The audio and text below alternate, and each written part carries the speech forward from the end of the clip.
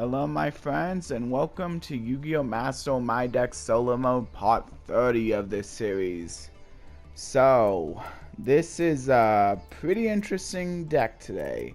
I really like it though, because I think they got some actually really good synergies. And actually this is actually a pretty good set of archetypes used for that grass looks greener. Sprites, because then I can be saying the Swarthog or the Ronin, and then any sprite monster that's sent can just be revived with the Sprite Elf, so that's good. The Therians, because they want to ban stuff. They want to make sure they can ban stuff in order to special summon. Oh wait, no, they want to be targeting monsters in the graveyard in order to be specialing themselves in the hand. So, by being able to mill a whole bunch of cards, I'm more likely to be able to activate them sooner. And also the World Legacies. At least some of these might want to be in the graveyard. I'm not sure.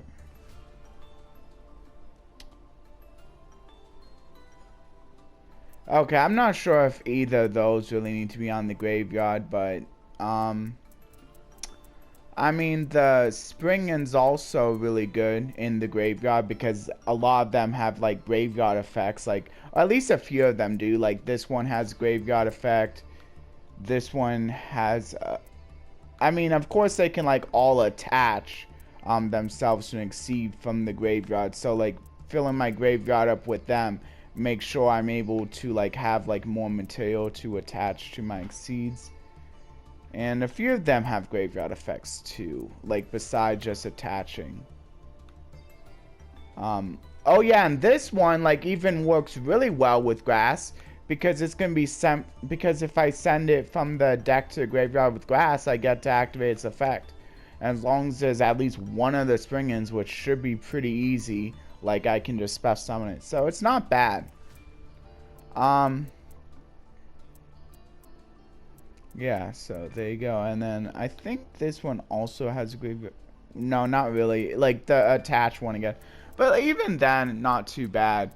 But one of the best graveyard effects is definitely going to be this one, because then I can add the field spell by adding this in order to get to the field spell. And if I already have the field spell, this one's still not too bad of an add, because it can just add a spring that I didn't mill off the top of my deck. Yeah, I'm not playing the Shizu cards because I don't have them. If I would totally play the millers, because those just help the mill strategy that much more. Oh yeah, I'm also playing snow because any grass arena deck wants to play snow. I'm not playing the Paleozoics, that could have been good, but I didn't really want to have to make room for them, so I think this is fine. And then the Swarthog Ronin is pretty awesome because it at least gives me one, and then I don't even need another level 2. All I really need to do is go into my link 2, and then I can use that as fodder for going into Gigantic Sprite, which is pretty nice. And then Small World, just because they had it, just because I had it and it was already in the deck, so I figured I might as well do this. I'm probably pretty likely to be able to search for something with the Small World, so considering all the monsters I have. And then Sprite Smashers, this is a whole reason I wanted to play all three, because now I can utilize any of the effects of Smashers, not just one of them. So that's pretty cool. And I figured since I already had Sprite Smashers for the Therians, I might as well put in the other two archetypes as well. This should be pretty fun, I think. And then, yeah, those were also already included. And of course, still the Sprite Starter, in case I can draw for that. That's a pretty good way of also going into my Sprite plays. So I think this deck should turn out to be pretty well. I got a lot of ways I can start getting into my plays. I got a lot of different directions I can go too, so like that's why I'm saying it should be pretty fun. Anyway, let's do it. And it was originally called Infinite Divine Vessels, so this is just an upgrade version of that. I'm not sure if you can really call it upgrade though. It's just like a remix. It's not necessarily more powerful, less powerful. Oh yeah, and also the reason I'm not playing the more powerful X deck monsters is, once again, I don't want to make it too hard for my opponent to beat me. I want to at least give them some kind of fighting chance. So I'm not playing the AA Zeus line. I'm not playing the Access Code line. I'm not playing the IP Avramax line, like, because I feel like all of those are kind of powerful. Maybe a little bit too powerful. Unfortunately, I didn't have the other Springans Exceed. That's why I'm not playing that one. But yeah, let's get into this.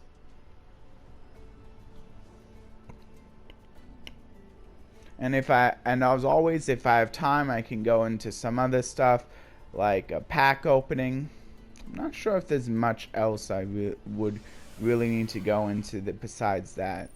But yeah, definitely a pack opening if I can finish soon enough. Ooh, there you go. I got my Sprite line off. See? I don't even need to worry about it being a 60-card deck because I'm still getting something off. Ooh, and I even got the Spike Care. I'm playing a 1-of and I happen to draw in his 60-card deck. That's crazy. Well, now I can do the Swap Fog play.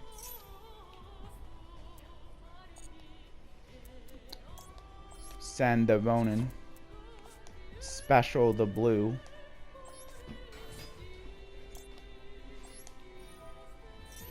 Special blue. I mean, activate blue effect. Yeah, I better go for the jet. Jet. Yeah, and I only have one search, but that's... Wait, what? Oh, well, it's okay. I could just... Maybe I will banish a Therion. Or I could banish a blue. I think I'm gonna banish the extra blue that I have. So now I can either special summon a Springans or banish a level rank of Link 2 monster I control. And one card my opponent controls. I think I better do that. So I'll do the jet plus the back row.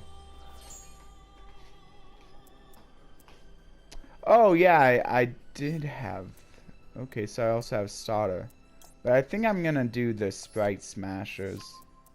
Have another one of those. And now I can go for the carrot play.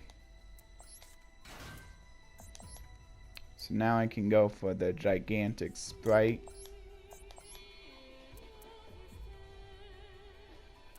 Yeah.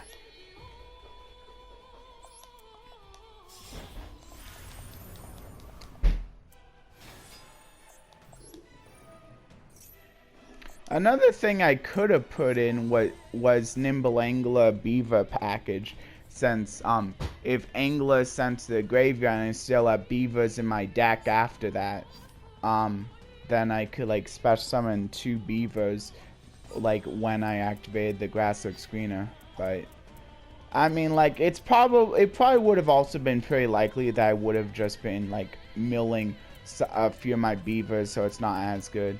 And I didn't really have the room.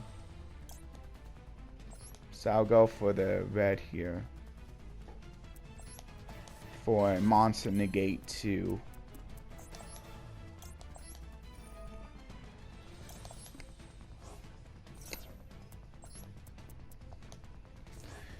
Yeah, I think this might be like one of my most unique remixes I've had so far for solo mode. I mean, I could be wrong though. I mean, there's been a lot of solo modes. It's definitely one of my favorites though that I came up with. So I might as well go for the Sprite Elf play now. Protect both my negates from being targeted. So now I can go for the... Oh, I don't have a swap. Oh, that stinks. Oh, well, I wasn't thinking. I'll go for the Ronin.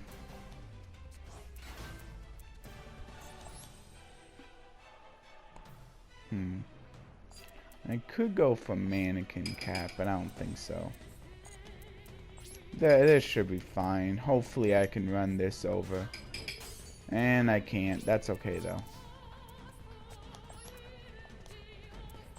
Ah, man, I forgot about a few of the rank 2s I normally play, like that Obenamal. But that might have been a little strong as well. I'm not sure. I should be able to easily win with this, though.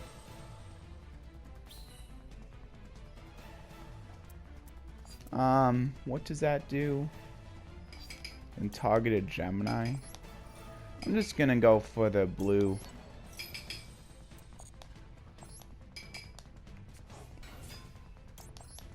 Now I can activate blue to add the pixies.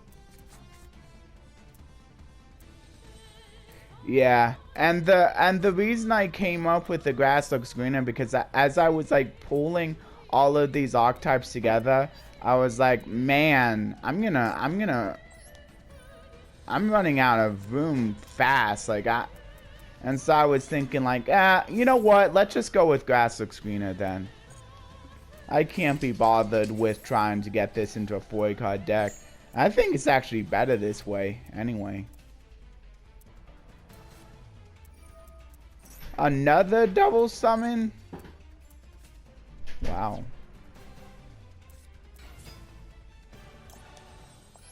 I'm just gonna banish this. Banishers, smashers. And then I'll go ahead and do the banish effect. I'll banish the blue and that. Ah, that stinks. Oh wait, I have pixies, so it's fine.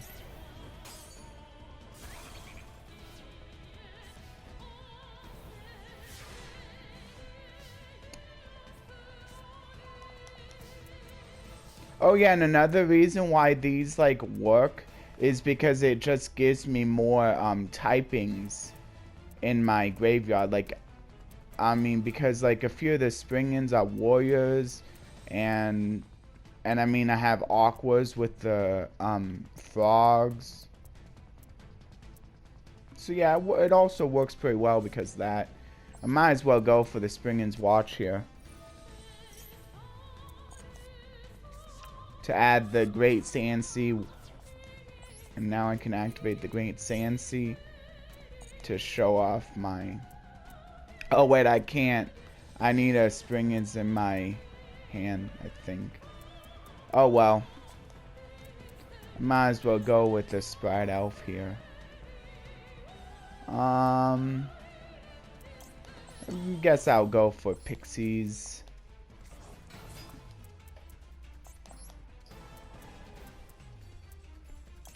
Might as well go for the gigantic sprite play, I guess.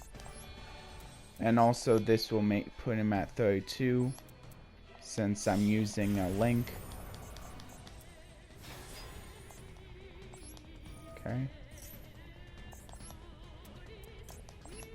What do I need? I don't think I have a psychic, so that's unfortunate. But I can go for the blue here. I think I should. And then I can just get rid of the final card. I believe. Yeah, I actually have to discard it.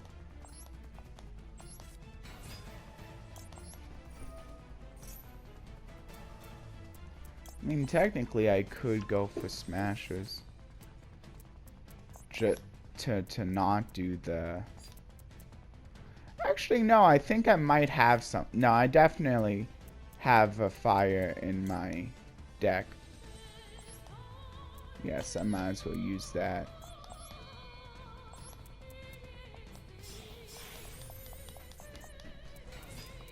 So... Oh, I can't use it because I used a gigantic sprite, that's why. Well, I guess you won't be seeing that. Whatever. I think this is game. Oh yeah, I guess it does get in the way. The gigantic sprite thing gets in the way quite a bit because, like, I'm locked into 2s after I use the gigantic effect. That stinks. Well, I think I can do a real quick pack opening. That was the last one. Pretty cool. I was wondering where I got... Oh, it's a mate. I didn't realize. Oh, it's a mate. Okay, that's kind of a cool mate. Kind of a cool looking mate, I think. And you can feel free to read the description if you like. I'll go into a pack opening now, though.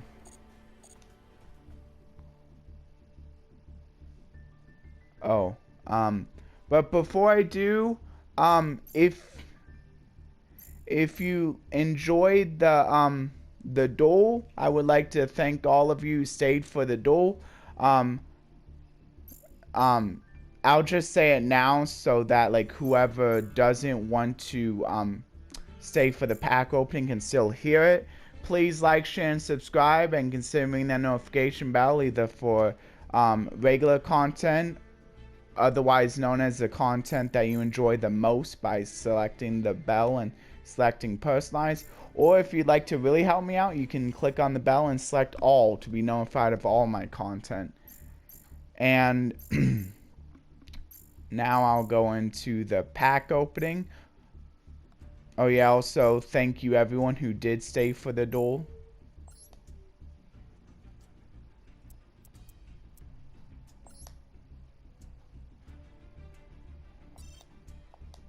And then let's see what I get in this pack.